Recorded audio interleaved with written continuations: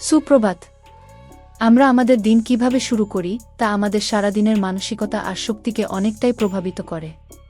আজকে আমি আপনাদের জানাবো স্টোইক দার্শনিকদের শেখানো দুইটি গুরুত্বপূর্ণ অভ্যাস যা প্রতিদিন সকালে করলে আপনার জীবনকে একদম বদলে দিতে পারে।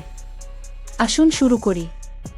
আপনি কি জানেন স্টোইসিজম আমাদের শেখায় জীবনের প্রতিটি মুহূর্তকে গুরুত্ব দিয়ে উপভোগ করতে? প্রথম অভ্যাস হচ্ছে সকালে ঘুম থেকে উঠে নিজের উদ্দেশ্য বা লক্ষ্যগুলোকে পরিষ্কারভাবে মনে করা।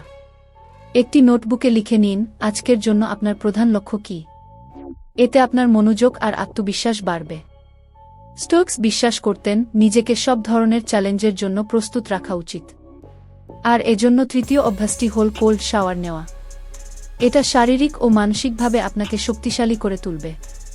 প্রথমে কঠিন মনে হতে পারে, কিন্তু একবার অভ্যস্ত হলে আপনার দেহ ও মন দুই প্রস্তুত থাকবে যে কোনো পরিস্থিতির জন্য।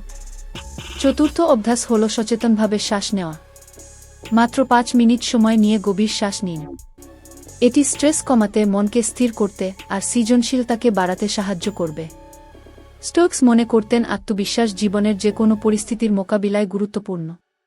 পঞ্চম অভ্যাস হল নিজের শক্তি ও সামর্থ্য সম্পর্কে ইতিবাচক কথা বলা। নিজেকে বলুন, আমি যা চাই তা অর্জন করতে পারব।